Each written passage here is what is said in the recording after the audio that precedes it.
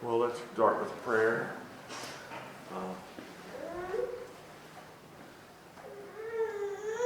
Any prayer requests this morning?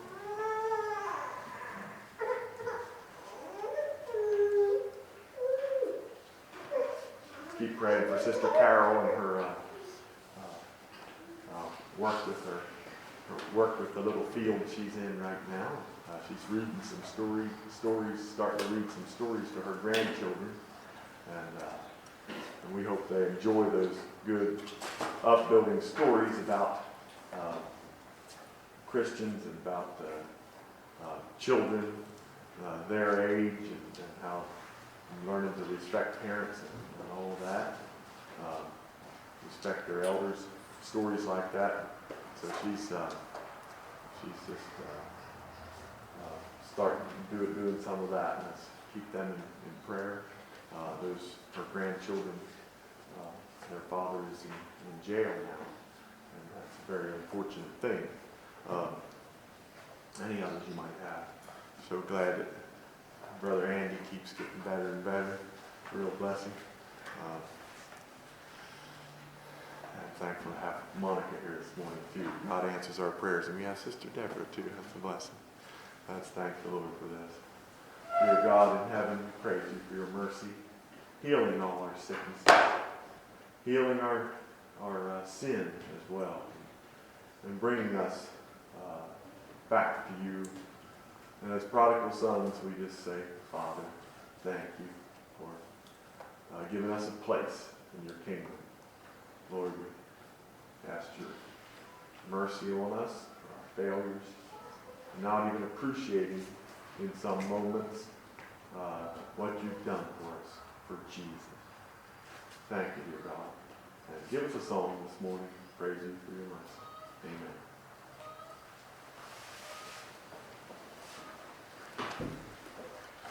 Okay. 11. Let's start with number 11.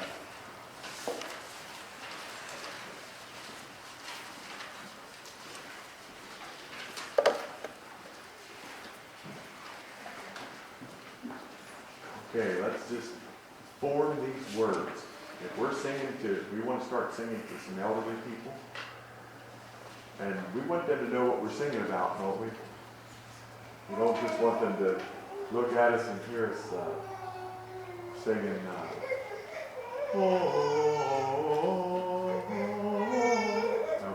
we want to just form our words carefully. And you do it more so than when you're speaking normally. To sing, it's a song, and we don't just act like we're talking to somebody. We're singing to the Lord and for the inspiration of ourselves and others. And so we want to get those consonants out. The people that in darkness sat. A glorious light of seeing. And get it all out there. And those consonants. That way you'll understand what we're singing. And I've heard recorded music, and you just can hardly hear what those people are saying. And they got good, pretty music. It's really good. It's so hard to hear what they're saying. Let's sing this song out of the Harmonia Sacra.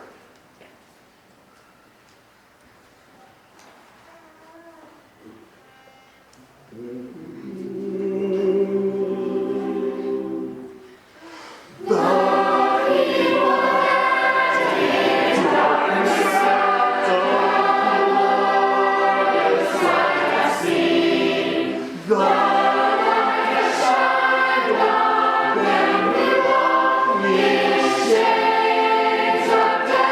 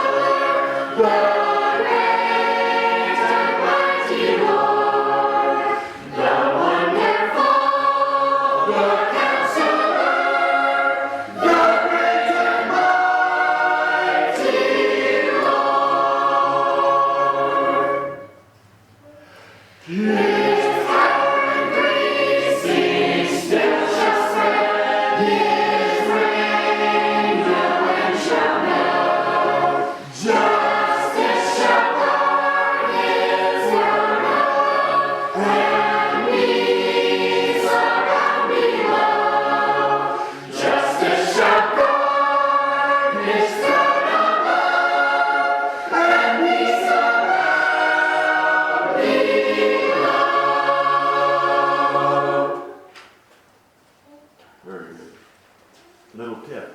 I see some of you boys back there just making sure you're singing right. And so your eyes are down all the time looking. Try to memorize a little bit on ahead so you can look up here and stay with the fervor a little bit. Keeps us all together that way pretty well. That's a blessing. Let's sing a song that's kin to this one, along the same line. 37.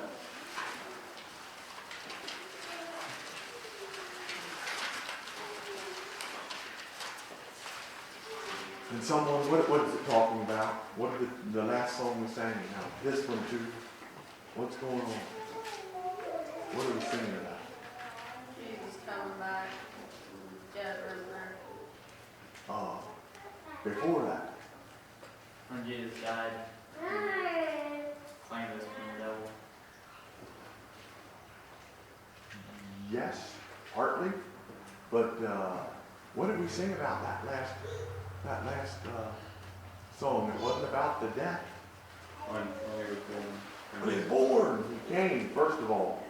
And Zion's glad morning. And yes, this 37 here talks about his coming back. The people in darkness saw a great light. Yes. Zion's glad morning when they saw that great light. Oh, I thought you were talking about the last. Yeah, same way. I'm just relating it to this one. Yeah. Any more thoughts about that?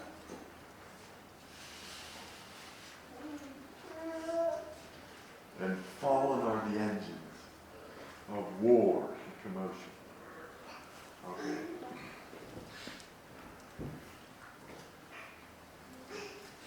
Let's sing this as notes first. We got to work on this. It's a little new to us.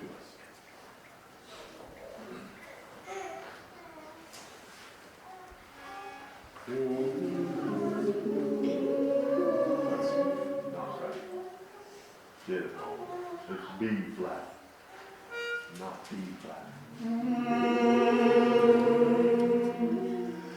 Do, ti, la, sol, la, do, la, sol, mi, re, do, ti, la, sol, fa, sol, do, ti, la, sol, sol, fa, mi, re, sol, mi, fa, sol, ti, do, fa.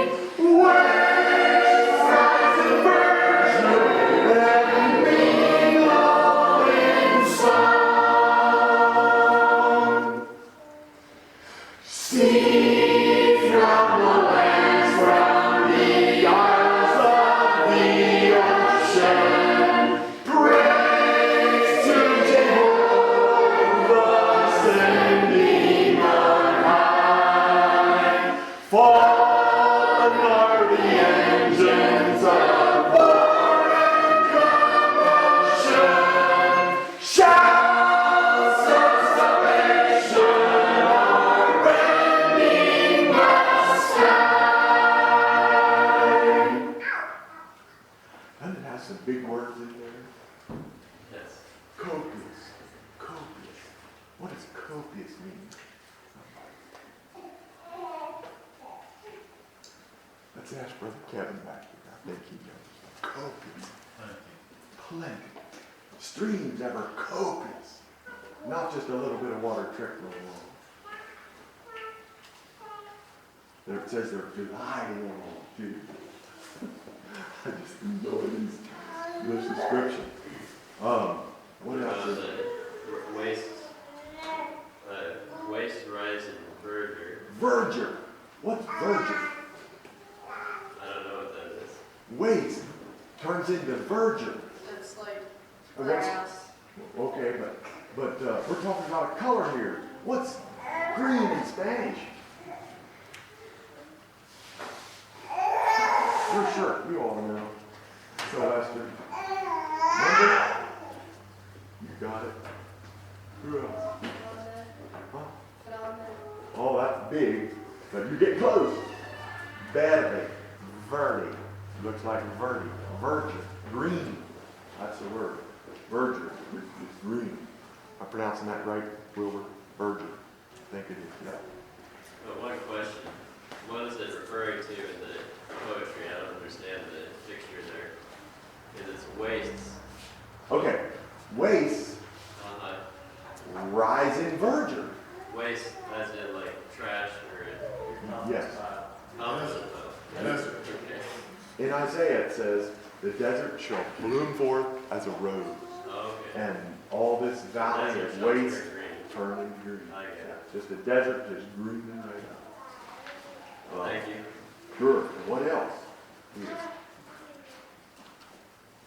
I think there was another word in here we needed to look at. What is an isle? An isle? An island, yes. Isles of the ocean. Then how do we say, how do we pronounce, well, I'll just tell you. Jehovah, Jehovah in our singing. Pronounce it that way. You can hear that better than Jehovah. Jehovah.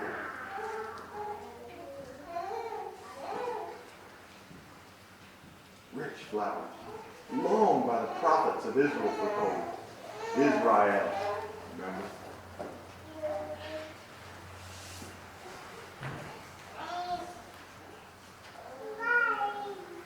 That's an exciting hymn. Okay, 49.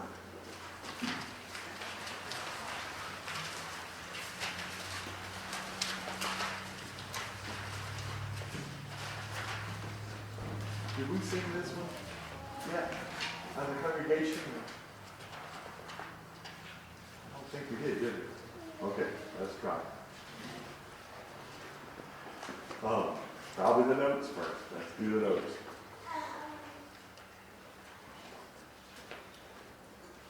Beautiful hymn of praise.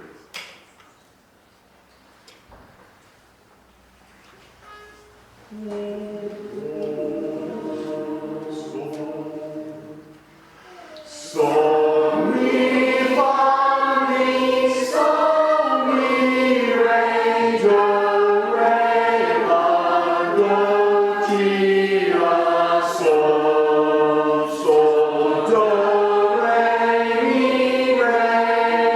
do ti so mi fa mi so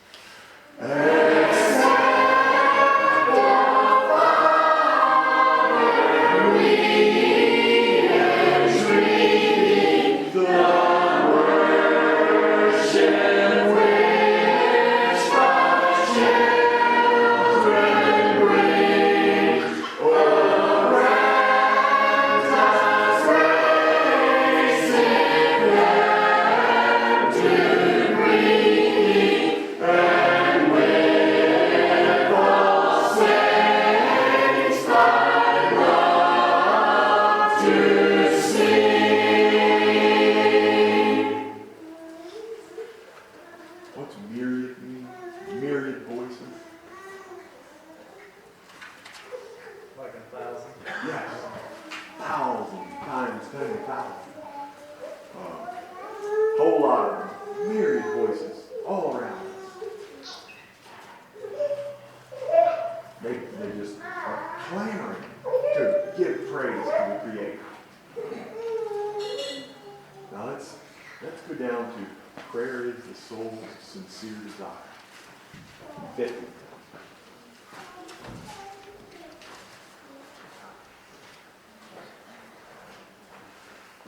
Let's do the notes.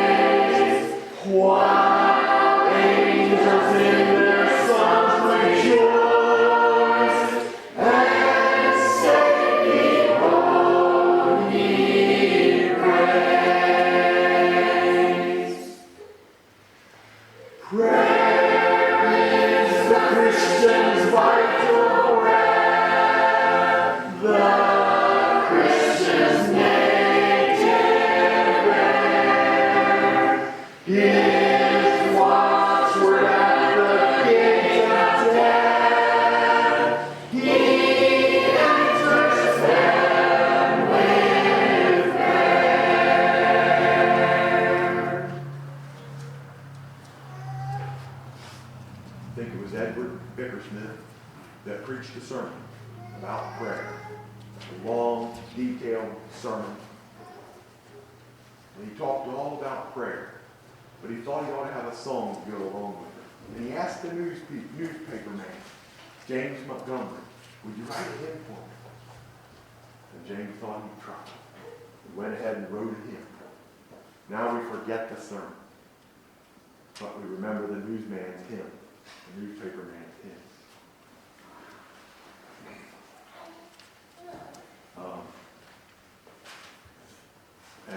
And after that, the newspaper man, James Montgomery, he often had prayer meetings. He directed prayer meetings together as some Christians gathered together, and they would have prayer meetings. One evening after another prayer meeting, he went into his room, and they went in a little later and found him. He was on the floor, unconscious, and died soon afterward. His watchword at the gate of death, he enters heaven, was prayer. Remember anyone else who passed away on their knees? David Livingstone. David Livingstone, okay, yeah. Christopher Dock, that's who I was thinking of. David Livingstone was a missionary to Africa. What was the country in Africa? Well, it was several countries. Yeah, all of them. And Christopher Dock, who was he? He was a school teacher. Yes, Mennonite school teacher, and skipped back in Pennsylvania, and they found him. And he was praying after school for his students. He was praying after school, and he would always do that. But one evening he just didn't come home, so they went to check on him where he was. His hands folded in prayer, but he passed away. He wasn't living. That'd be a good way to go.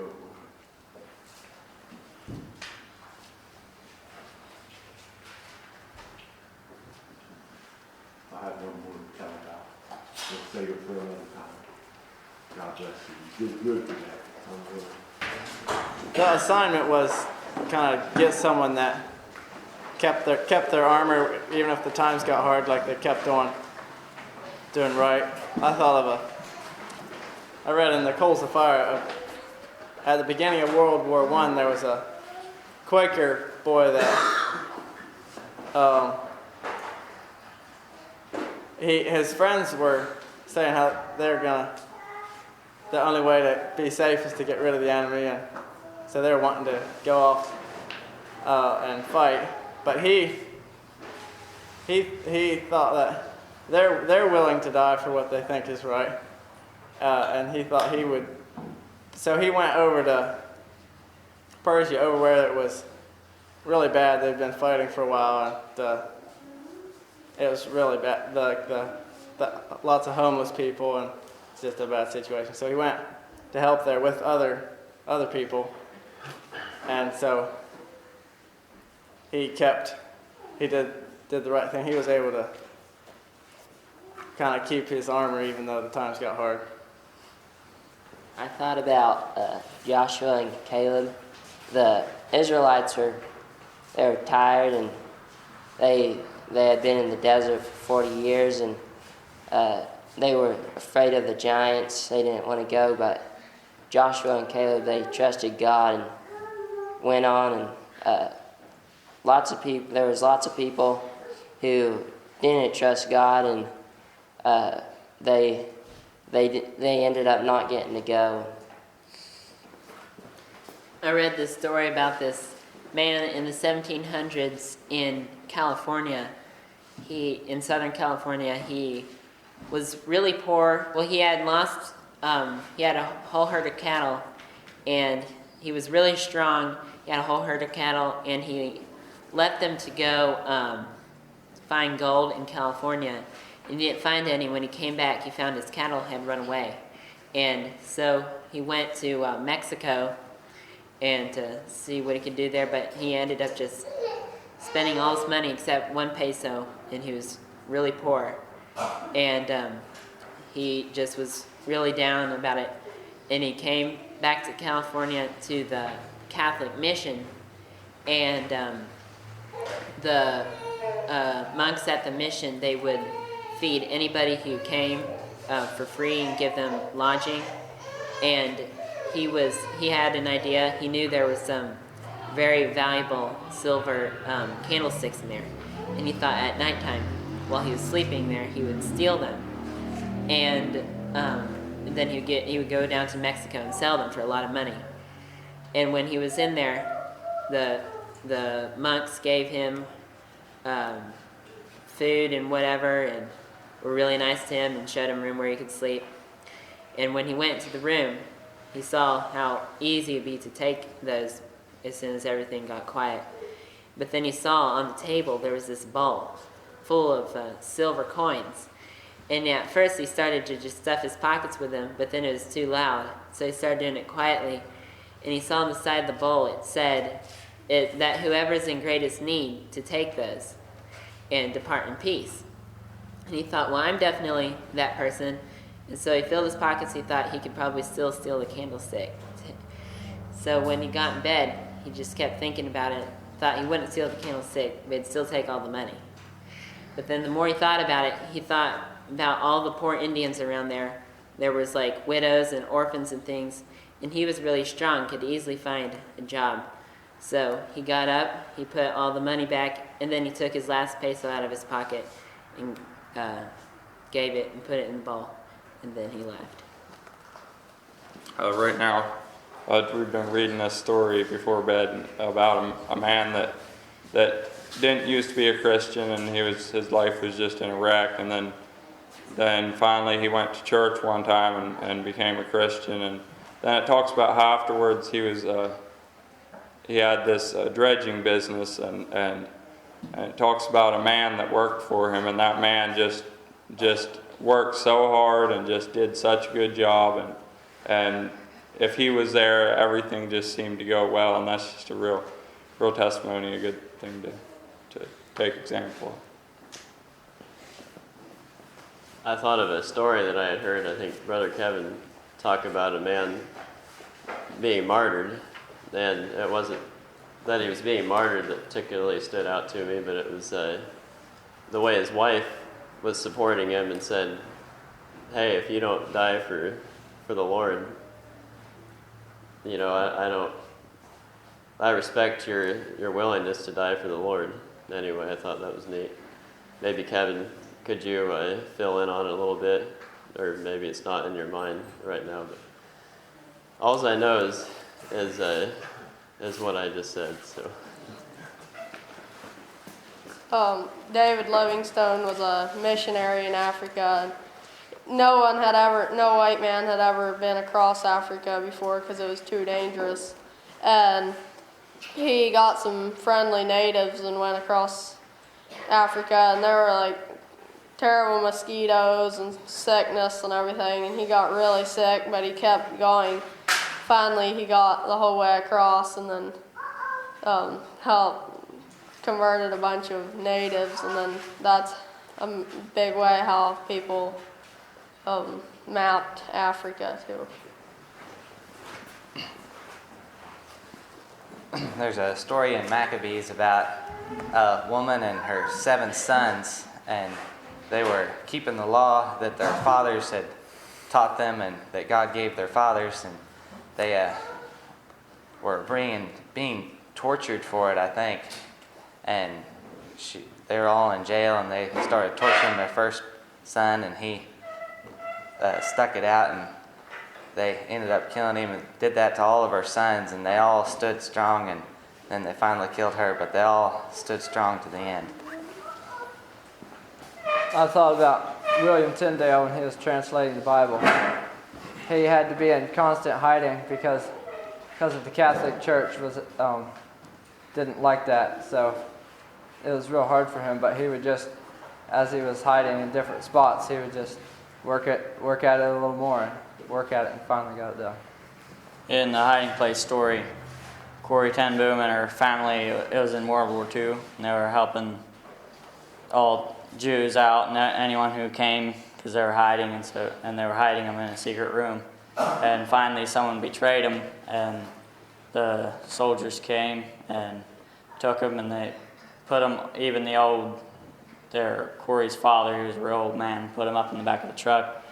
And then one of the soldiers said, I think, one of the top soldiers there said that if the old man would behave himself, he could stay and die in his bed. But he said, if I stay, I'm going to open my door to anyone who comes and knocks. So they took him along, and he died in the hallway of the hospital, I think, and got put in an unmarked grave. So.